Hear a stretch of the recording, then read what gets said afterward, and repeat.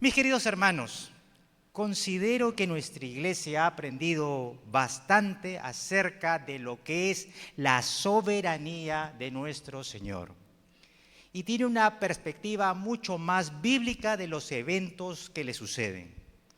Asimismo, reconoce la iglesia que todos o que todas y absolutamente todas las cosas están bajo la soberanía de Dios.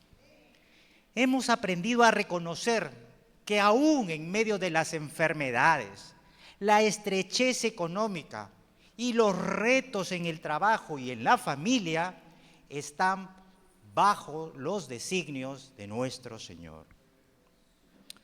Uno de los pasajes que más hemos repetido una y otra vez es que todas las cosas obran para bien para los que aman al Señor. Esto creo que ha sido fijado claramente en nuestras mentes y en nuestros corazones gracias al poder del Espíritu Santo. Les pregunto, ¿se acuerdan ustedes cuando José fue vendido por sus hermanos?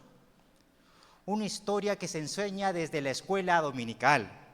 Pues este joven, antes de ser el gobernador de Egipto, pasó por muchas desavenencias, por muchos problemas, por muchos obstáculos.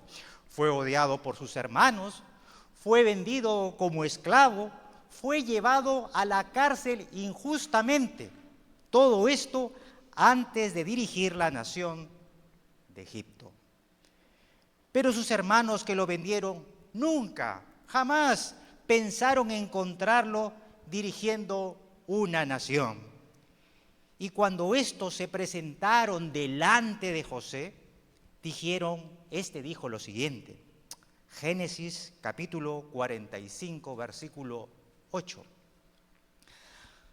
Esto dijo José a sus hermanos, escuche, así pues, no me enviasteis acá vosotros, sino Dios, que me ha puesto por padre de Faraón y por señor de toda su casa y por gobernador en toda la tierra de Egipto. Hermano, hermana, José reconoció el mal proceder de sus hermanos. Sin embargo, identificó que detrás de ese mal proceder estaba la mano soberana de nuestro Señor. Amén. Es decir, José vio el propósito de Dios, incluso en medio del dolor que le causaron sus propios hermanos de sangre. Sin ese trago amargo que pasó, jamás hubiese llegado a salvar a su padre y a sus hermanos de esa gran necesidad que atravesaban. Sin embargo, cuando algunos cristianos,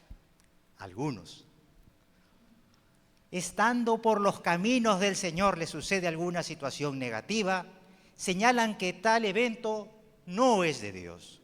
Mis queridos hermanos, incluso Satanás puede ser utilizado para los propósitos eternos del Señor. Y eso lo hemos visto en el capítulo 1 y en el capítulo 2 de Job. ¿Recuerdan? Hagan memoria un poco. Cuando Dios autoriza a Satanás a atacar a Job, tocar sus bienes, tocar a sus hijos, inclusive la propia salud de Job. En ese sentido, hoy vamos a retomar un pasaje muy leído por los evangelios. Pero en esta oportunidad le daremos un nuevo enfoque, a fin de que todos seamos edificados. Me refiero al pasaje que está ubicado en Marcos capítulo 6, versículos del 45 y me voy a extender hasta el versículo 52. Su servidor va a estar leyendo la versión Reina Valera del 60, pero si tienen otra versión de la Biblia, no hay ningún problema. Quiero invitarlos a que me acompañen con la lectura. Si fueran tan amables de ayudarnos con sillitas para los hermanos que se acaban de incorporar, gloria a Dios. Marcos capítulo 6, versículos 45 al 52. Enseguida hizo a sus discípulos, y subraye la palabra hizo, que es clave aquí. Hizo a sus discípulos entrar en la barca, hablando de Jesús casualmente, e ir delante de él a Betsaida, en la otra ribera, entre tanto que él despedía a la multitud. Versículo 46. Y después que los hubo despedido, se fue al monte a orar, hablando de nuestro Señor Jesucristo. Y al venir la noche, ojo, la noche, la barca estaba en medio del mar. La barca estaba en medio del mar. Y él, hablando de nuestro Señor Jesús, solo en tierra. Versículo 48. Y viéndoles remar con gran fatiga, Jesús los estaba observando, porque el viento les era contrario. Cerca de la cuarta vigilia de la noche, y le pido por favor que si tiene un resaltador, tome nota de este gran detalle que pone Marcos. Vino a ellos andando sobre el mar y quería adelantárseles. 49. Viéndole ellos andar sobre el mar, pensaron que era un fantasma y gritaron, porque todos le veían y se turbaron. Pero enseguida habló con ellos y les dijo, tened ánimo, soy yo, no temáis, no teman. 51. Y subió a ellos en la barca y se calmó el viento. Y ellos se asombraron en gran manera y se maravillaban, porque aún no habían entendido lo de los panes, por cuanto estaban endurecidos sus corazones. Mis queridos hermanos, este mensaje tiene cuatro enseñanzas. ¿Cuántas enseñanzas? 4. La primera de ellas es: Jesús nos dirige a ingresar a la prueba. Jesús nos dirige a ingresar a la prueba. Enseñanza número 2. Jesús nos mira en la prueba. Jesús nos mira en la prueba. Tercera enseñanza: Jesús no es reconocido en la prueba. Jesús no es reconocido en la prueba. Y cuarta enseñanza: Jesús culmina la prueba. Vamos a orar. Papá precioso, gracias por la oportunidad que tú nos das de poder escuchar tu palabra. Te pedimos en el nombre poderoso de Jesús que sea tu Santo Espíritu el que gobierne este lugar, que me des tu sabiduría y que podamos cada uno de nosotros entender tu mensaje. Te lo pedimos en el nombre de Jesús, y toda la iglesia en su conjunto dice un fuerte amén. Muy bien, vayamos a la primera enseñanza. Jesús nos dirige a ingresar a la prueba. Marcos capítulo 45 al 46. Voy a leerlo nuevamente. Dice así: enseguida hizo, y la palabra hizo, ese verbo, subráyelo. Enseguida hizo a sus discípulos entrar en la barca. ¿Quién los hizo entrar? Jesús. E ir delante de él a Betsaida, en la otra ribera, entre tanto que él despedía a la multitud. Y después que los hubo despedido, se fue al monte a orar. El pasaje se inicia con la frase enseguida. Y yo me pregunto, ¿enseguida de qué? Enseguida después del evento en que Jesús alimentó a más de 5,000 personas. Eso lo vemos en el pasaje anterior. Entonces, Jesús después de este evento milagroso, ordena a sus discípulos entrar en la barca para dirigirse a Betsaida, que se encontraba al otro lado del mar de Galilea. ¿Por qué digo ordena cuando la palabra dice hizo? Porque el verbo en griego es el verbo anankazo, que significa forzar y obligar. Hermanos, les hago una pregunta. Pongan atención. Jesús sabía que sus discípulos pasarían por una prueba. ¿Sabía o no sabía? Claro que sabía. Él lo sabe todo. Por supuesto que sí. Jesús sabía muy bien lo que les pasaría a sus discípulos. Sin embargo, les da la orden. Y esa orden fue que vayan casualmente a ese lugar donde serían azotados por las olas del mar. Les confieso que cuando yo lo leí nuevamente, esto hace meses atrás, me pareció increíble que el mismo Jesús lanzara a los 12 a un momento realmente apremiante. Jesús, ¿cómo puede ser que los haya llevado a esta situación tan difícil? Si tú eres un Dios de amor. Enseñar que vamos a pasar por angustia no suena muy bien. Se prefiere escuchar que Dios a uno lo va a guardar, lo va a proteger de situaciones dolorosas. Y por supuesto que Dios nos protege y nos cuida y nos guarda. Pero también la palabra enseña que Jesús mismo prepara las pruebas. Él las organiza, Él las orquesta, las sincroniza. Mis queridos hermanos, recuerden que cada una de las pruebas que nosotros estamos atravesando o atravesaremos han sido planificadas por nuestro Señor para nuestro crecimiento espiritual. Para comprender mejor esto, vamos a leer un pasaje bíblico en la versión NTV que le hace mejor justicia al versículo. Jeremías capítulo 29, versículo 11. Jeremías 29, versículo 11. Dice así el Padre Eterno: pues yo sé, dice Dios, pues yo sé los planes que tengo para ustedes. Tiene plan para ti, para ti, para ti, para ti, para ti, para ti, dice el Señor. Eso dice el Señor. Yo sé. Son planes para lo bueno y no para lo malo. Tú tal vez estarás pensando mal, pero Dios tiene pensamientos de bien y no de mal para ti. Para darles un futuro y una esperanza. Nuestro Señor sabe muy bien y con cada detalle los desafíos que vamos a atravesar. Así Él lo ha dispuesto. Y tal como dice Jeremías, Él tiene planes para nuestro bien.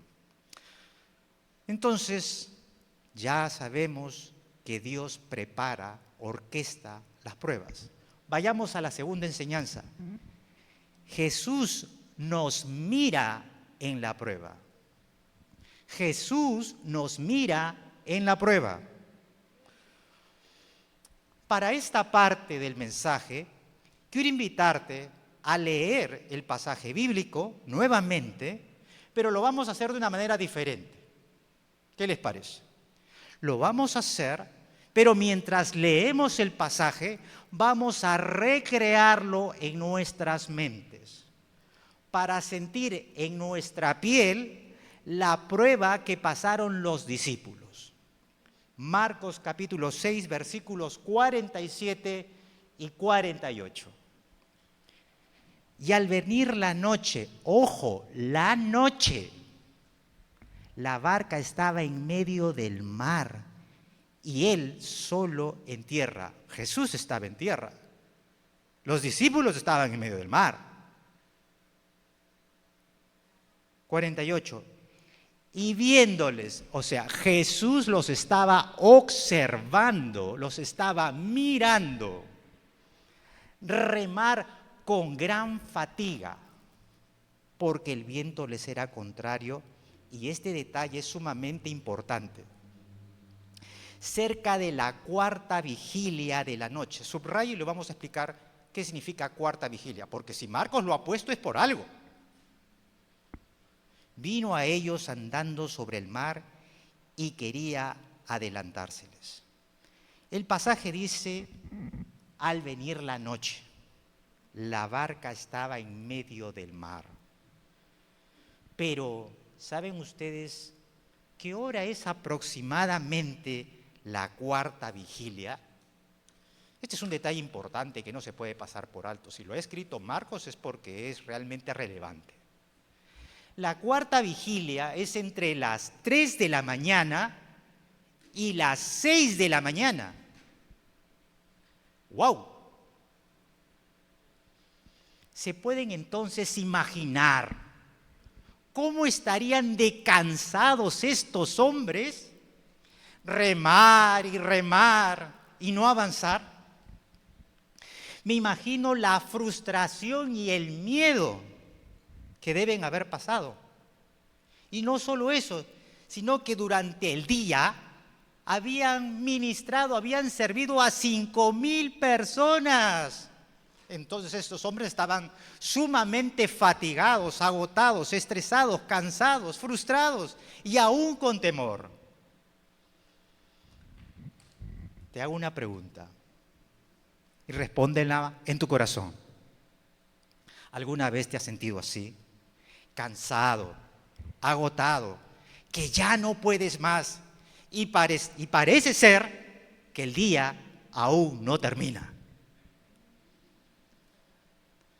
Pero lo que me llama más la atención es que Jesús, viendo que estaban en serios aprietos y agotados, se acercó a ellos caminando sobre las aguas con la intención de pasarlos.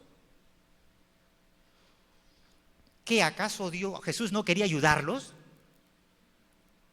Una traducción más exacta sería: deseaba llegar junto a ellos, indicando la verdadera intención de Jesús. Entonces podemos decir que Jesús deseaba probar la fe de sus discípulos, porque deliberadamente cambió de curso y vino a ellos paralelamente para ver si podían reconocerle e invitarlo a subir a la barca. Jesús había orquestado todo. Había sincronizado las olas del mar y los vientos. Y cada uno de esos detalles que sus discípulos iban a pasar la prueba. En ese sentido,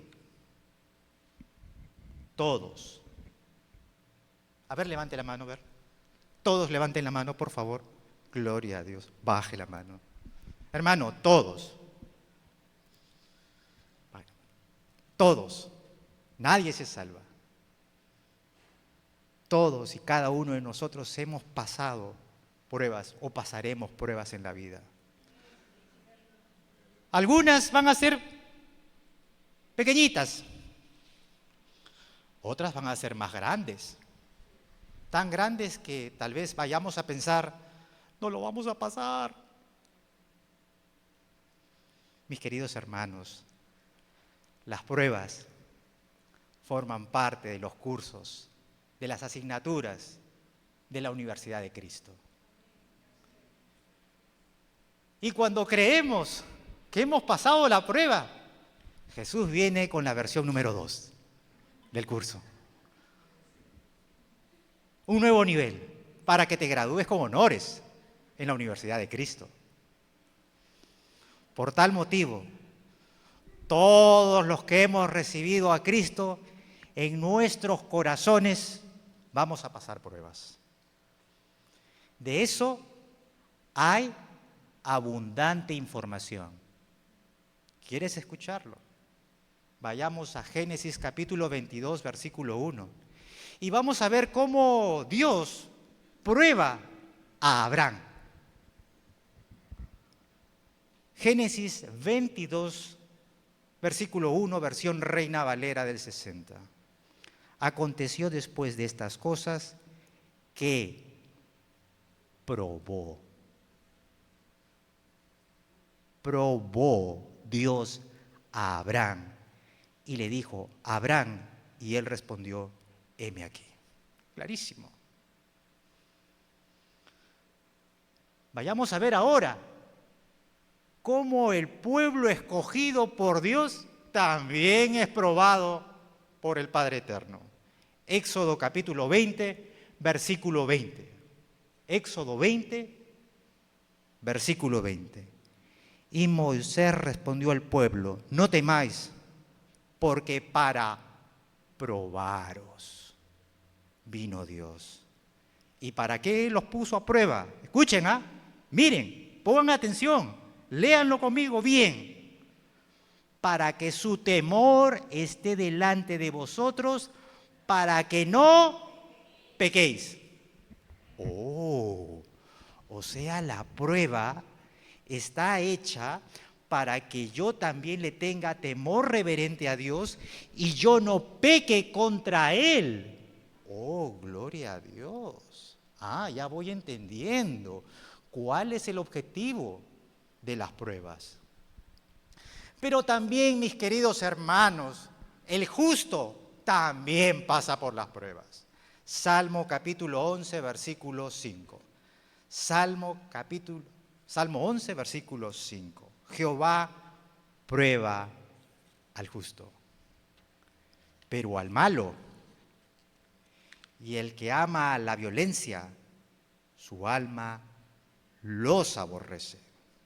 Según este pasaje que acabamos de leer, Dios prueba al que ama. Al que ama lo pone a prueba, mas al malo lo aborrece. Entonces está clarísimo, pues, mi querido hermano, hermana, que Dios va a ponernos a prueba. Eso es parte del trato de Dios para nuestra vida. Y que cada prueba tiene un objetivo. Las pruebas no son fruto del azar, ni de la suerte, ni de las circunstancias.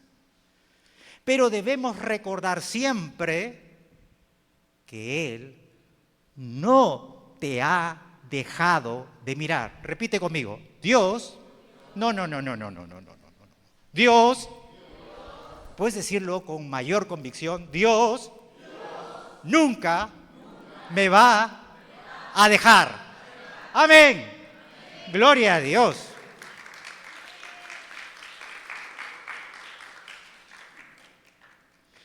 Como saben, mi papá partió hace unos meses atrás a la presencia del Señor. Yo pensé, hermanos, realmente, soy sincero, yo pensé que lo de mi mamá, porque mi mamá falleció después de 10 años de tener cáncer, yo dije, lo de mi mamá ha sido lo más fuerte que me ha pasado. Pero nunca pensé que lo de mi papá iba a ser tan difícil, tan amplio. En esos días en que yo estaba siendo tratado por el Señor, vi que el Señor ponía a prueba mi fe, mi perseverancia, mi confianza y desarrollaba mi paciencia. En esos días me recordaba con mucha frecuencia que Dios estaba conmigo y aun cuando yo no lo sentía, porque no es un tema de sentir, sino lo que dice su palabra, me reconfortaba y decía, Señor, tú estás conmigo, tú no me has dejado, tú estás conmigo, manejando el carro al hospital, llevándolo de emergencia, buscando los remedios, buscando asistencia de los médicos. Señor, tú estás conmigo, tú me estás ayudando. Ponga atención en esto. No divague. Uno no debe dejarse llevar por sus emociones, ni por lo que le parece, sino por lo que está escrito en la inerrante e infalible palabra de Dios. En eso usted sí se puede anclar, en sus pensamientos no. porque sus pensamientos les pueden jugar en contra. Sus sentimientos, sus emociones les pueden jugar en contra. Pero en lo que usted sí se puede anclar es en la bendita palabra de Dios. Por eso, si estás pasando por una prueba, quiero que apuntes este pasaje y acuérdate, por favor, recuérdalo. Yo soy un amante de las Biblias en físico. Me gusta también cuando hago los sermones, trabajar con Biblias virtuales o digitales, pero hay un placer muy especial en un libro físico. Vayamos a este hermoso pasaje encontrado en Deuteronomio capítulo 31, versículo 6. Por favor, cuando pases una prueba, cuando pases por momentos difíciles, por momentos angustiantes, lee este pasaje una y otra vez y recuerda lo que Dios ha puesto en tu corazón en esta tarde. Esforzaos, te dice el Señor. Esfuérzate, esfuérzate. Cobra ánimo. No temáis. ¿Sabes cuántas veces está registrado en la versión Reina Valera no temáis? Más de 40 veces. Ni tengas miedo de ellos, porque Jehová tu Dios es el que va contigo. Es el que va contigo, el que va contigo, el que va contigo. No te dejará ni te desamparará. ¡Qué lindo! ¡Qué bonito! Mira cómo Dios nos habla que no debemos de temer. ¿Y por qué no debemos hacerlo? Porque Él estará con nosotros. Él no te va a dejar, no te va a desamparar. No temas, hermano. No temas, hermana. ¿Amén? Gloria a Dios. Vayamos a la tercera enseñanza. Jesús no es reconocido en la prueba.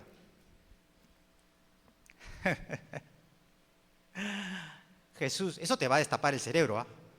Jesús no es reconocido en la prueba. ¿Por qué, Señor, yo? ¿Por qué? ¿Por qué, Señor, tan difícil tiene que ser? ¿Por qué tanto, Señor? Así decimos. Es tan duro, Señor. Y pensamos que somos los únicos. Los únicos somos yo, no. Y le cuentas a otra persona, no, pero no, lo mío es más doloroso. Así somos. Así somos. Pensamos que somos los únicos. Viéndoles ellos andar sobre el mar, pensaron que era un fantasma. No le reconocieron. Él estaba caminando a la par, en paralelo. Estaba acá la barca y él estaba caminando, pero no le reconocieron. Pensaron que era un fantasma y gritaron, porque todos le veían y se turbaron. Pero enseguida habló con ellos y les dijo: tened ánimo. Yo soy, dice Jesús. Estás conmigo, no temas. Ahora, metámonos un poco más en la historia. Estos hombres estaban en medio de una prueba, en medio de un mar violento, recio, que no les permitía avanzar. Además, estos hombres estaban agotados, cansados, estresados. Y de pronto, en medio de su prueba, ven la figura de un hombre caminar sobre las aguas. Eso debió ser de locos, porque nadie de carne y hueso camina sobre las aguas. Por la cabeza de ninguno de esos apóstoles se les había pasado por aquí siquiera que esa persona que estaba caminando era Jesús. En pocas palabras, no le reconocieron. Tal vez la crisis, Tal vez esos problemas no te están permitiendo ver a Jesús en medio de la prueba.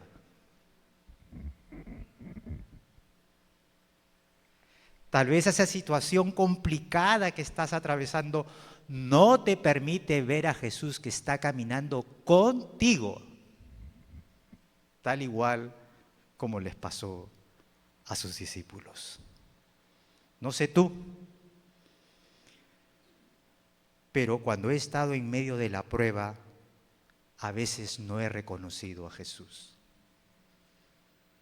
El cansancio y la angustia no te permiten ver con claridad que Jesús está contigo en medio de la prueba. Y como decía hace un instante, algunos pensamos, ¿por qué yo, Señor? ¿Por qué tanto tiene que durar? Acabo de terminar una prueba y comienza otra, ¿por qué? ¿Por qué tanto se demora esto, Señor? ¿Por qué no lo cambias? Vayamos a Salmo 13, versículo 1. Y leamos lo que el rey David registró en un verso, inspirado por supuesto por el Espíritu Santo. ¿Hasta cuándo, Jehová? ¿Hasta cuándo, Dios? ¿Me olvidarás para siempre? ¿Hasta cuándo esconderás tu rostro de mí?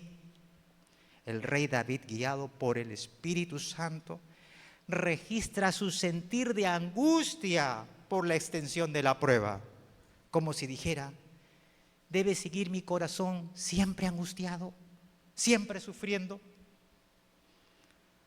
Así es, hermanos, a veces pensamos así. En nuestro pasaje fue Jesús el que los calmó, fue Jesús el que los alentó con las palabras, tranquilos, no tengan miedo, soy yo. Repite conmigo, soy yo. Y ese soy yo me hace recordar las palabras que le dio Dios a Moisés. Yo soy el que soy. Yo soy el que soy. Y es el gran yo soy el que nos acompaña siempre y en todo momento, en todo lugar y en toda circunstancia. Amén. Amén. Gloria a Dios. Entonces, en esos momentos de prueba debemos recordar que siempre el gran yo soy nos acompaña. Eso dice la palabra y eso debe permanecer en nuestros corazones. Porque nosotros estamos en las manos del Señor y nadie, hermano, tú estás acá, en el hueco de la mano de Dios. Aquí estás. Está la mano de Dios y aquí estás. Y nadie puede arrancarle de la mano de Dios tu vida. Nadie. Juan capítulo 10, versículos 27 al 29. Mis ovejas oyen mi voz y yo las conozco y me siguen, dice Jesús. 28. Y yo les doy vida eterna y no perecerán jamás, ni nadie las arrebatará de mi mano, dice Jesucristo.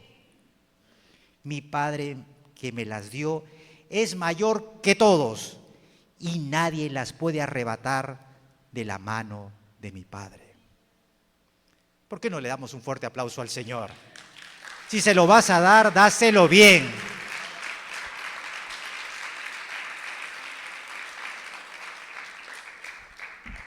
Cuarta enseñanza. Jesús culmina la prueba. Así es. Jesús culmina la prueba. Versículos 51 y 52. Claro que sí. Tiene fecha de caducidad tu prueba. No es para siempre. Hermano, yo cuando estaba con mi papá y realmente pasábamos un día y las cuentas, hermano, una cosa increíble. Las cuentas iban sumándose. Decía yo, ¿cómo vamos a terminar, Dios? Y miraba al cielo, Señor, tú estás conmigo. Y subió a ellos en la barca, versículo 51. Y se calmó el viento. Y ellos se asombraron en gran manera y se maravillaban. 52. Porque aún no habían entendido lo de los panes, por cuanto estaban endurecidos sus corazones. ¿Saben qué? Me encanta mucho cómo lo cuenta Marcos. Vamos a leerlo. Bien simpático lo escribe Marcos. Vamos a leerlo. Marcos 14, apunten. Marcos 14, versículo 33. Entonces, los que estaban en la barca vinieron y le adoraron, diciendo, verdaderamente, no. Tú eres el Hijo de Dios. Tú sí eres el Hijo de Dios. Los discípulos, al ver el poder sobrenatural, soberano de Jesús frente a las fuerzas de la naturaleza, ellos quedaron impresionados. ¿Te puedes imaginar? Impresionados. Así que no había de otra que todos comenzaron a adorar y decirle, tú eres, tú eres Hijo de Dios. Pero ¿qué es ser hijo de Dios? Los discípulos sabían claramente que Hijo de Dios era un título que se le daba al Mesías príncipe, al Mesías que declararon los profetas. Y no es que antes de este evento, no lo consideraban a Jesús como Hijo de Dios, sino que su conocimiento de Jesucristo ahora había llegado a otro nivel. Había un nivel mayor sobre la revelación que Jesús hizo en medio de la prueba. Y eso es lo que produjo, y eso es lo que buscaba, y eso es lo que buscaba como objetivo Jesús en la prueba de sus discípulos. Que ellos puedan adorarle, que ellos puedan reconocerle como el Mesías príncipe, como el Mesías prometido, como el Cristo. Eso es lo que busca Jesucristo.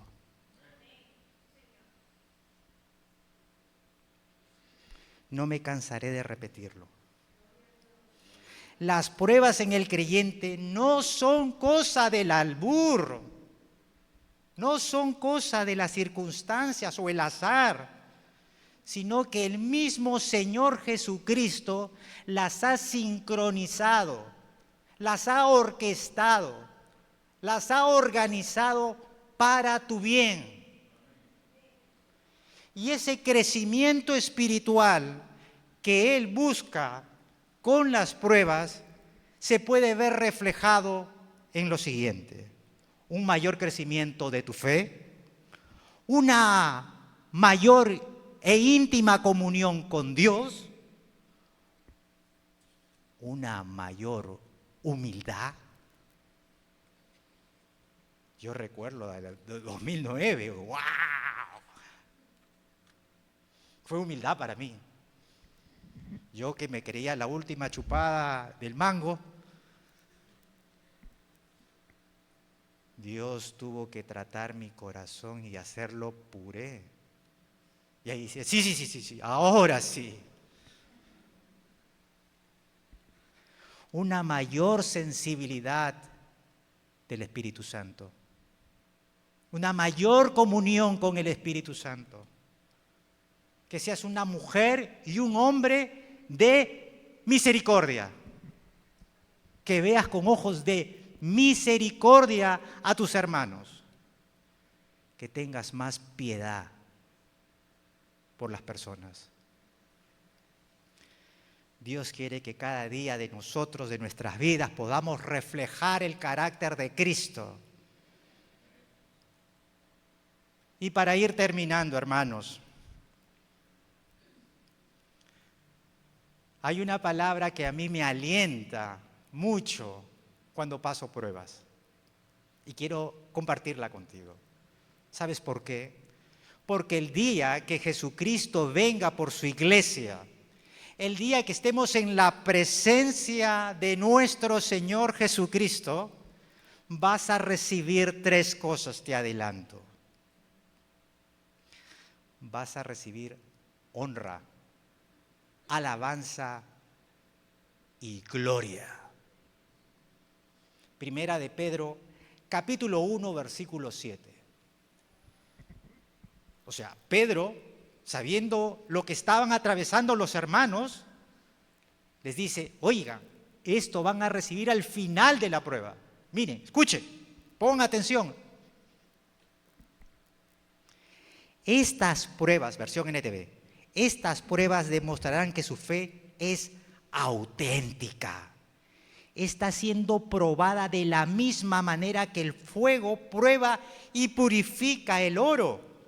Aunque la fe de ustedes es mucho más preciosa que el mismo oro, entonces su fe, al permanecer firme en tantas pruebas, les traerá, escucha, les traerá, o sea, van a recibir, les traerá, número 1, alabanza, número 2, gloria, y número 3, honra. ¡Wow! ¿Te puedes imaginar el día que estemos delante del Señor? Buen siervo fiel, buen siervo fiel, buen siervo fiel. En lo poco has sido fiel, en lo mucho te pondré. Gloria a Dios.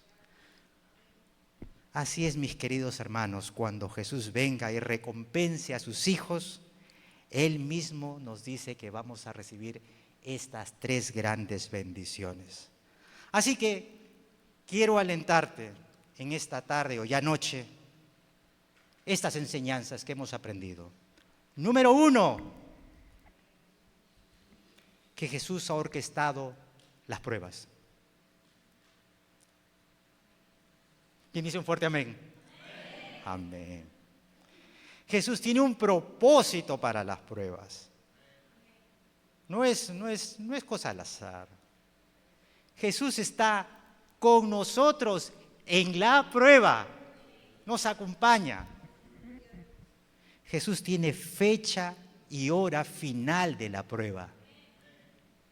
Y 5, vas a recibir alabanza, gloria y honra por pasar la prueba. ¿Por qué no le das un fuerte aplauso a tu Señor?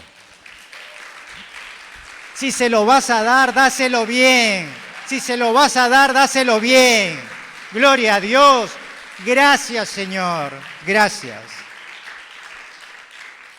¿Qué les parece si nos ponemos de pie para orar juntos?